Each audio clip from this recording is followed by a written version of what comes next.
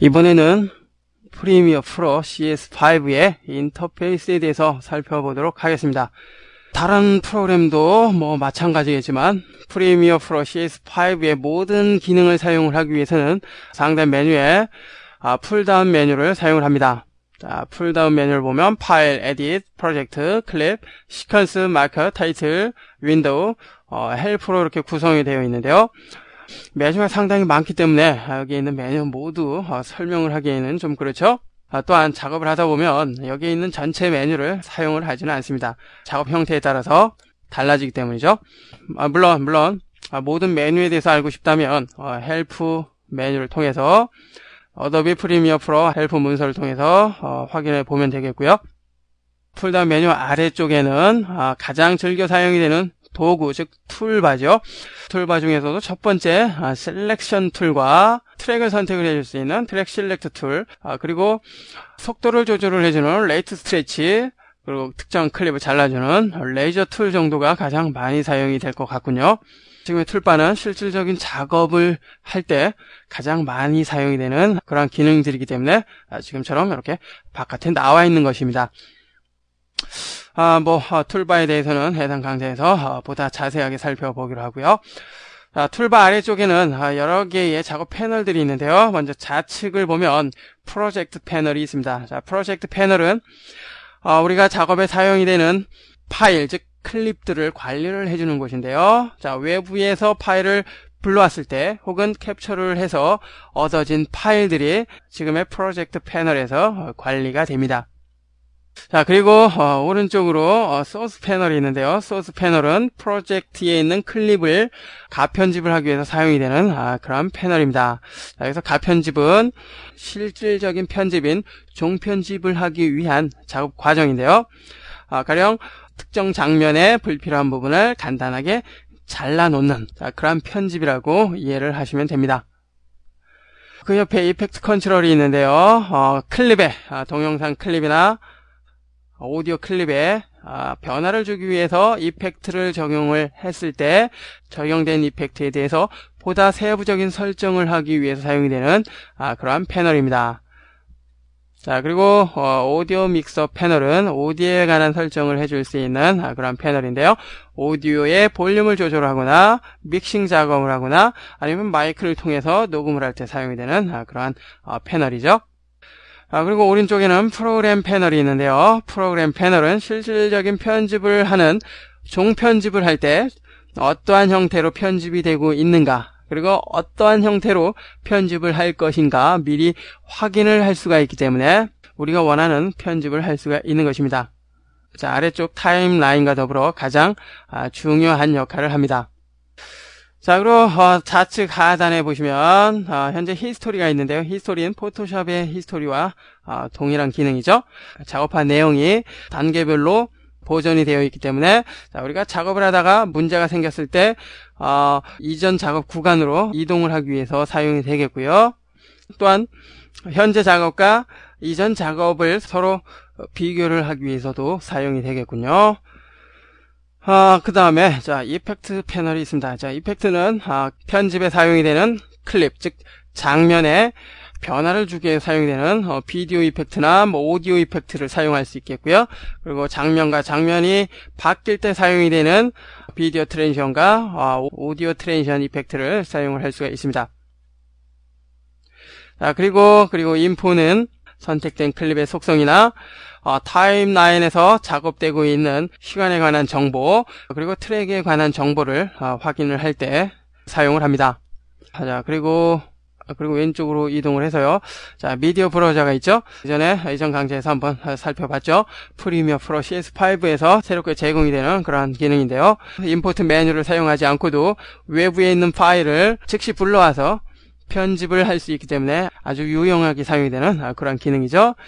자, 그리고 오른쪽에 가장 큰 면적을 할애를 하고 있는 타임라인, 시퀀스라고도 이야기를 하는데요. 자, 일반적으로 타임라인이라고 부르기 때문에 본 강좌에서도 타임라인이라고 부르겠습니다. 지금의 이 타임라인은 장면, 즉 클립을 불러와서 우리가 원하는 편집을 할 때 사용이 되는, 즉 실질적인 편집 작업을 위해서 사용이 되는 그러한 작업 공간입니다. 자, 그렇기 때문에 프로그램 패널과 더불어서 가장 많이 사용이 되는 그런 패널인데요. 이번 시간에서는 특별히 뭐 설명할 필요는 없겠고요. 우리가 작업을 하다 보면 타임라인을 아주 많이 사용하기 때문에 그때그때마다 다시 설명을 하기로 합니다. 자, 그리고 가장 오른쪽에 있는 오디오 마스터 미터가 있는데요. 타임라인을 통해서 우리가 편집을 할 때 사용이 되는 오디오의 볼륨을 램프를 통해서 확인을 할 수가 있습니다. 가령 우리가 사용하는 오디오 소스의 소리가 너무 작거나 혹은 너무나 크면 문제가 되겠죠.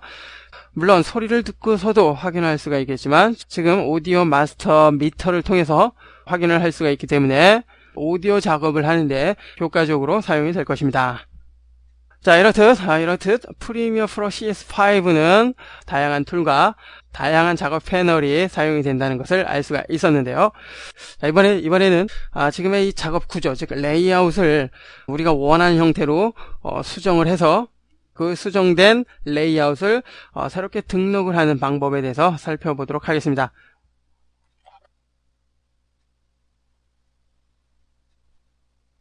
자, 원래대로 해주고요.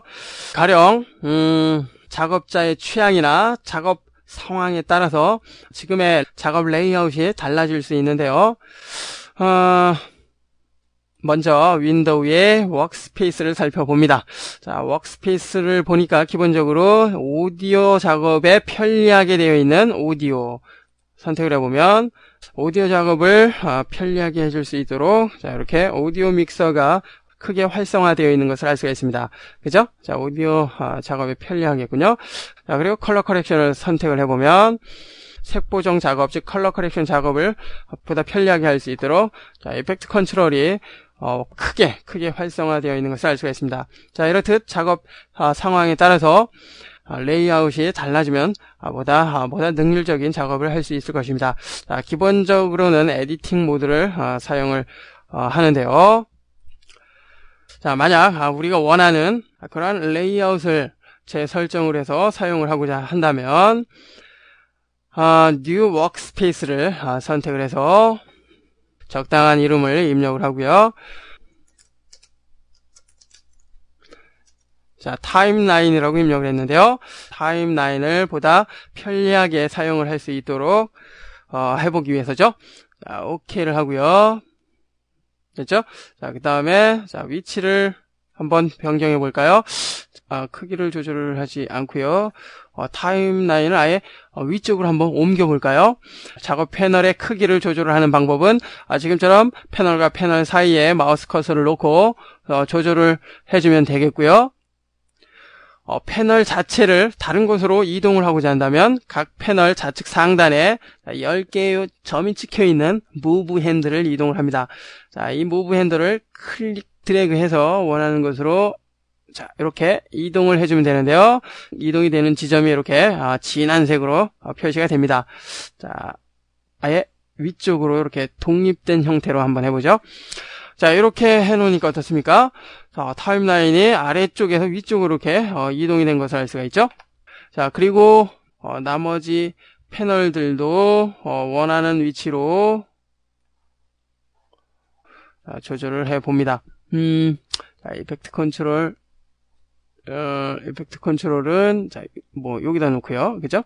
자, 여기다 놓고 자, 그 다음에 소스 모니터는 자, 뭐 여기다 놓고 됐나요?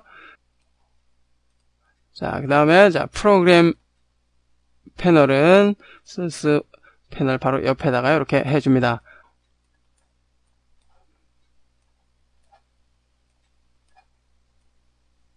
자, 지금의 레이아웃은 이럴 수 있다라는 것이지 꼭 이렇게 배치를 해놓고 작업을 하라는 것은 아닙니다. 레이아웃 설정에 대한 설명을 하기 위한 것이기 때문에 자, 참고만 하십시오. 자, 뭐 오디오는 뭐 이쪽으로 해놓고요. 뭐 이런 식으로 원하는 형태로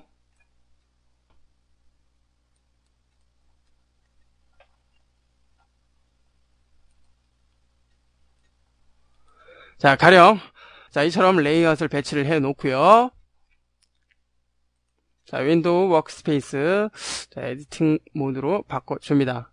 자, 그러면 에디팅 모드로 바뀐 것을 알 수가 있고요. 이렇게 작업을 한 후에 자, 다시 앞서 저장을 해놨던 타임라인으로 바꿔주고자 했을 때, 자, 저장이 되어 있는 타임라인을 선택을 해주면 되겠죠? 자, 그럼 어떻습니까? 앞서 설정한 레이아웃으로 이렇게 바뀐 것을 알 수가 있습니다. 자, 이렇듯 워크스페이스를 사용을 한다면 우리가 원하는 다양한 레이아웃을 미리 등록을 해놓고 그 등록된 레이아웃을 작업 상황에 맞게 변경해 가면서 작업을 할 수가 있습니다. 자, 이렇게 작업을 한다면 보다 능률적인 작업을 할 수가 있을 것입니다. 지금까지 프리미어 프로 CS5의 인터페이스에 대해서 살펴보았습니다.